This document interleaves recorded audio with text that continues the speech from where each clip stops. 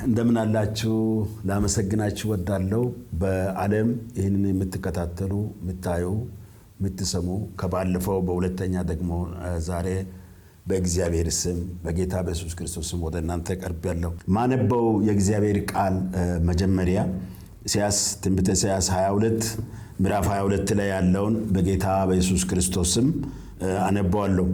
የዳዊት ቤት መክፈቻ በጫንቃ ላይ አኖራለሁ፣ እርሱም ይከፍታል የሚዘጋ የለም፣ እርሱም ይዘጋል የሚከፍት የለም፣ በታመነም ስፍራ እንደ ችንካር ይተክለዋለሁ የሚለውን ቃል ነው። ይህንን ቃል ብዙ ሰዎች አንብባችኋል፣ ተሰብከናል።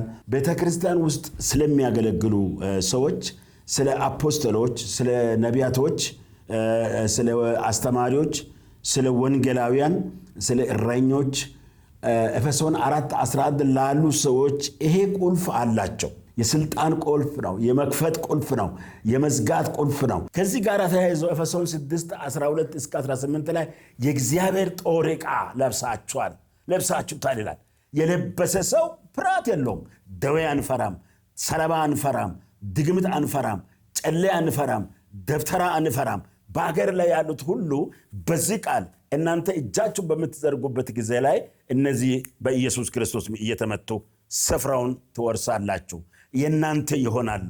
አገር ኢትዮጵያ የናንተ ትሆናለች፣ ዓለም ለናንተ ትሆናለች። በዚህ ይህን ወንጌል ታጥቃችሁ ይህን ቁልፍ ይዛችሁ ለምትወጡ ለቤተ ክርስቲያን አገልጋዮች ሁሉ የምስራች ቃል አለኝ፣ የምስራች ትንቢት አለኝ።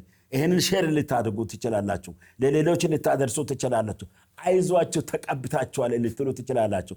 እዚህ ላይ በጣም የሚገርመው እግዚአብሔር ለኔ ገለጠልኝ ትልቅ ነገር አለ። ምንድነው እሱ? ሴቶችና ወንዶች የሚለው ነገር። ሴቶች ላይ የሚገባ የእግዚአብሔር ቅዱስ መንፈስና በወንዶች ላይ የሚገባ የእግዚአብሔር ቅዱስ መንፈስ እኩል ነው። ምክንያቱም የሴት መንፈስ የለም፣ የወንድ መንፈስ የለም። መንፈስ ቅዱስ የእግዚአብሔር ስለሆነ ሴት ፓስተር መሆን ትችላለች፣ ሴት ባለራዕይ መሆን ትችላለች። ሉቃስ 8:1 ጀምሮ ስታነቡት እነዚህ ተአምራት የተደረገባቸው ሴቶች ጌታ ኢየሱስ ክርስቶስንና 12ቱን ሐዋርያቶችን በገንዘባቸው ያገለግሉት ነበር ይላል። እንዴት ወንዶች አልተጠቀሱም እዛ ቦታ ላይ? የሚገርም ቅባት ነው። ምክንያቱም ከዛ ጋር ደግሞ ማርቆስ 16 ላይ የማለዳ ቅባት ይዘው ሲመጡ ጌታ ኢየሱስ ክርስቶስ እንዴት አደረ ብሎ ወደ መቃብር የመጡት የመጀመሪያ አገልጋዮች፣ የመጀመሪያ ምስራቾች ሴቶች ናቸው። ሴቶች ባዷቸው አልነበሩም። ቅባት ነበራቸው፣ ሽቶ ነበራቸው። እጃቸው ላይ የሆነ ነገር ይዘው ነበር የወጡት። ሲመጡ ኢየሱስ ክርስቶስ ተነስተዋል። ኢየሱስ ክርስቶስ ተነስተዋል የሚል የመልአክ ድምፅ ከኋላ ሲመጣ ደነገጡ፣ ፈሩ። መጀመሪያ ለጋሊላ ላይ ሄደው ወንጌልን ምስራች ያበሰሩት ሴቶች ናቸው። ስለዚህ ሴቶች በየአጥቢያ በየቤተ ክርስቲያን ላይ ቅባት ካገኛቸው ፓስተር መሆን ይችላሉ፣ ነቢይ መሆን ይችላሉ። በእውነቴ ነው የምላችሁ፣ ትንቢት ተናጋሪዎች መሆን ይችላሉ፣ አስተዳዳሪዎች መሆን ይችላሉ፣ ፓስተሮች መሆን፣ ሚሽነሪ መሆን ይችላሉ። እንግዳ መቀበል ብቻ አይደለም፣ ልጅ ማሳደግ ብቻ አይደለም። ደግሞ ከዚህ ጋር አያይዤ በጣም የምጸልይላቸው ዛሬ በየአጥቢያ በየክርስቲያኖች ቤተሰብ ላይ ባልና ሚስት ላይ ፍቺ እየተደረገ ያለው፣ ፍርድ ቤት ላይ እየተደረገ ያለው ነገር በአብ በወልድ በመንፈስ ቅዱስም አፍርሼዋለሁ፣ ባርካቸዋለሁ። ትዳሮቻችሁ ላይ እንደኔ እንድትባረኩ ልጆችን ስትወልዱ ሰራዊቶች እንዲሆኑ፣ አገልጋዮች እንዲሆኑ፣ የተቀቡ አገልጋዮች እንዲሆኑ በኢየሱስ ክርስቶስ በመልካም እርጅና በመልካም አንድ አባት አለ በደርግ ጊዜ ማለት ነው። የኔ አሁን በጣም በዚህ ላይ ማስተላልፈው በደርግ ጊዜ ነበረ ጊዜ ነው። ቤት የላቸው፣ ልጆቻቸውን ወልደው ለሰዎች ይሰጡታል፣ ሰዎች ያሳድጉታል። እነሱ ባልና ሚስት ተያይዘው እስከ ራቁቱ ያለባቸው እዚህ ደቡብ ክፍል መጨረሻ ኦሞ አካባቢ ላይ ወንጌል ያገለግላሉ። እሳቸው ሰኞ ሲሞቱ ማዘራቸው ደግሞ ባለቤታቸው ማክሰኞ ሞቱ። ሁለቱ ሮብ ነው የተቀበሩት። በዚህ በጌታ ጥሬ ቀን ራሱ ላይ በፍቅር ነው ያረፉት። የዚህ አይነት አገልግሎት አለ። ታዲያ የነሱ ልጆች ዛሬ የትና የት ናቸው? ስማቸውን ብናገር ስለምታውቁ ውጭ ሀገር አሉ፣ የሚዘምሩ አሉ፣ ዶክተሮች አሉ። 3 ናቸው፣ ግን 3ቱም በዙ። እግዚአብሔር አበዛቸው። በኢየሱስ ክርስቶስም ትዳሮቻቸው የበዛ ይሁን። መካንነት ከናንተ ይወገድ። የመካንነት መንፈስ ይወገድ። የመካንነት ጭንገፋ ይወገድ። ትምህርት ከተማሩ በኋላ ልጆቻችን ስራ አጥተው ሰርቲፊኬቱን ሳጥን ላይ ሻንጣ ላይ አስቀምጠው ድሃ ሆኖ ሲመላለሱ አዝናለሁ። እኔ ራእይ አለኝ። ዲግሪያቸው፣ ዲፕሎማቸው፣ ሰርቲፊኬቶቻቸው በኢየሱስ ክርስቶስም ይንቀሳቀሱ ሰራተኛ ይሆኑ። በተለይ 2018 2019 2020 21 22 23 እነዚህ ዓመታቶች ለተማሩ ሰዎች መቀመጥ አይሆንም። የሥራ ፊልዶቻቸው የሚከፈትበት በምድሪቱ ዓለም ላይ በውጭ ዓለም ላይ በኢትዮጵያ ላይ ኢትዮጵያ የምትበለጽግበት ኢትዮጵያ የምትባረክበት ትውልድ የሚባረክበት አንድ ለማኝ የሌለበት አንድ ሥራ አጥ የሌለበት ዘመናት ስለሆነ ባርካቸዋለሁ። አሜን ብትሉ በኢየሱስ ክርስቶስም ይሁንላቸዋል። በኢየሱስም ሼር አድርጎ ይሄንን አንዳቸው አይወድቁም።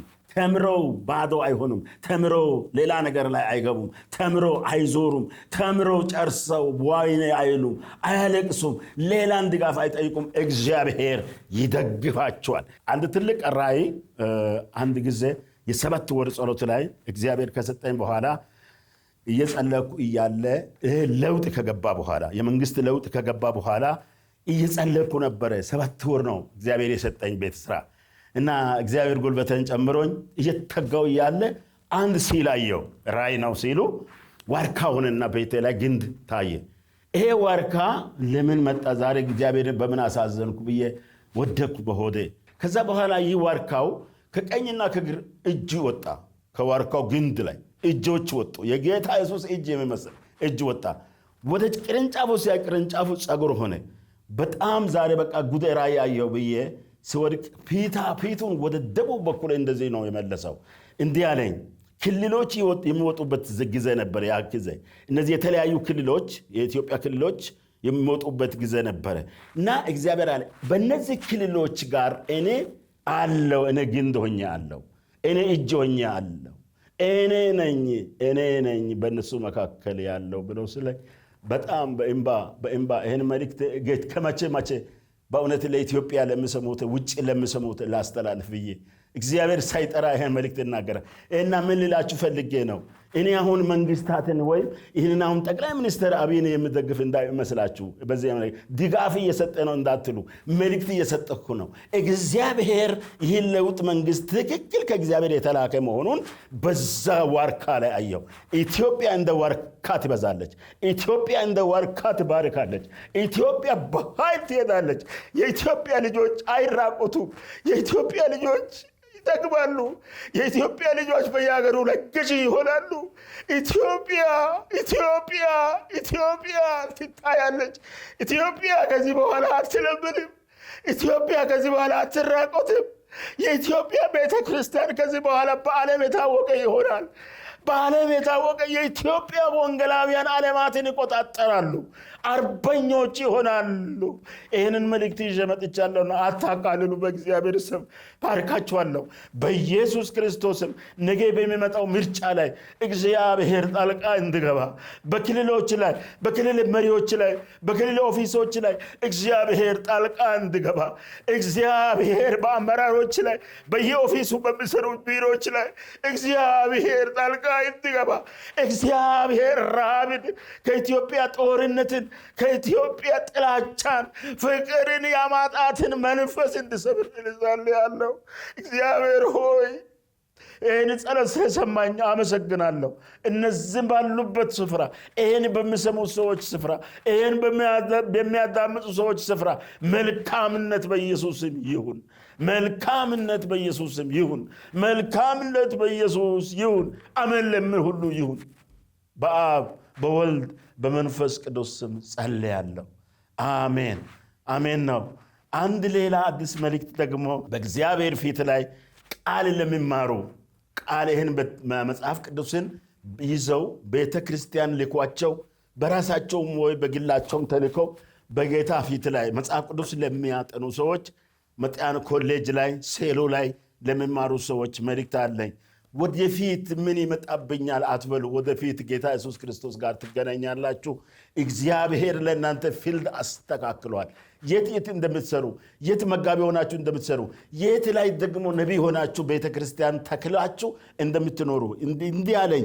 በታመነ ስፍራ እንደ ችንካር ተክያቸዋለሁ ይላል የሰራዊት ጌታ እግዚአብሔር። በታመነ ስፍራ ታመነ ቤተክርስቲያን በቤተክርስቲያን ላይ እንደ ችንካር አድርጌ ተክያቸዋል። ገና ስትገቡ ሳትጨርሱ ሳትመረቁ ይሄን ለሚማሩት መጽሐፍ ቅዱስ ትምህርት ቤት የትም ኢትዮጵያ ላይ የትም ዓለም ላይ የተኛውም ተልኮ ላይ ባይብል ስኩል ላይ ገብታችሁ ለምትከታተሉት በዲግሪ በዲፕሎማ በዶክተሬትነት የምትማሩት እግዚአብሔር እንዲህ ይላል፣ በታመነ ስፍራ እንደ ችንካር ይተክላቸዋለሁ የሚለው ነው። እና ተስፋ እንዳታቆርጡ፣ በገንዘብ ቢዝነስ ላይ አትያዙ፣ በተለያየ በዘረኝነት አትያዙ፣ በጎሳ አትያዙ። ጥርት ያለ ጥሪ ያላችሁ መጽሐፍ ቅዱሶቻችሁ ለእናንተ ደግሞ ልብሳችሁ ይሆናል፣ እንጀራችሁ ይሆናል። ሃሌሉያ! ቤታችሁ ይሆናል። እኔ በጣም የሚገርመው ቤት ሳይኖር ረጅም ዓመት ኖሬያለሁ። ሰዎች በጣም ይተቹኛል። ቤት አይሰራም፣ ያንተ ወንጌል ምን ይሰራል ይላሉ። እኔ ደግሞ ዮሐንስ ወንጌል 14 ምን ይሰራል? ብዙ ቤቶች። እኔ አንድ ቤት ነው የምሰራው። ጌታ ኢየሱስ ክርስቶስ ግን ብዙ ቤት ሰርተዋቸዋል። ብዙ ቤት ሰርቶ መጥቼ ወስዳለሁ አለ። እዛ እንዘራናለን በሰማይ መንግስት ከኢየሱስ ጋር። ብዙ ቤት ስላለ ረሳው ቤት ለመስራት ከዛም ገንዘብ ሰብስቤ ቤት ለመስራት ማዘጋጃ እጄ ጠይቄ ከዛ በኋላ የሆነ አሁን የሚታይ ቤት ለመስራት ረሳውትና እኔ በተገባው አሁን ወደ 70 ዓመት ገብቻለሁ። ግን ቤት አለኝ፣ እግዚአብሔር እየሰራኝ ነው። አሁን ቁልፍ ይሰጠኛል እግዚአብሔር ብዬ ነው ማምነው። ስለዚህ ወገኖቼ ሆይ ስለ ቤታችሁ አትጨነቁ፣ ስለ እርሻ አትጨነቁ፣ ምን ይበላለሁ አትጨነቁ፣ ምን ይለብሳለሁ አትጨነቁ። ይሄ ወንጌል ልብሳችሁ ነው። ይሄ ወንጌል ቤታችሁ ነው። ይሄ ወንጌል እንጀራችሁ ነው። ይሄ ወንጌል ገንዘብ ይሆንላችኋል። አይዟችሁ። አንዳንድ ሰዎች መኪና ይኖራቸዋል፣ አንዳንድ የላቸውም። መኪና መኪናው የሌለው አትቅና። ያንተ የመኪናውን በላይ የመንፈስ መኪና አለክ። የመንፈስ መኪና አለክ። ያስከረክረሃል። በድምፅ ትመራለህ። በመነጠቅ ሄደህ ታገለግላለህ። እኔ በመነጠቅ በደቡብ ላይ በዚህ ዲላ አካባቢ ላይ ወናጎ አካባቢ ላይ አገር ማርያም አካባቢ ላይ ጌሽት ባንድቤ አካባቢ ላይ ያበሎ ላይ መርሳቤት ላይ በጣም አይቼዋለሁ። 83 84 ላይ በመነጠቅ እያገለገሉ በራእይ እያገለገሉ በመላክ የሚያገለግሉ እንደ ወፍ የበረሩ አሉ። ይህን ስናገር ሰዎቹ አጋንንት ነው ይላሉ። አይደለም። አንድ ልጅ አውቃታለሁ ዲላ ላይ ትምህርት ሳትማር ማንበብ፣ ትምህርት ሳትማር መዝሙር መጽሐፍ፣ ዜማው ከየት እንደወጣ አይታወቅም። ቋንቋው እውቀቱ ከየት እንደመጣ አይታወቅም። እንባረካለን።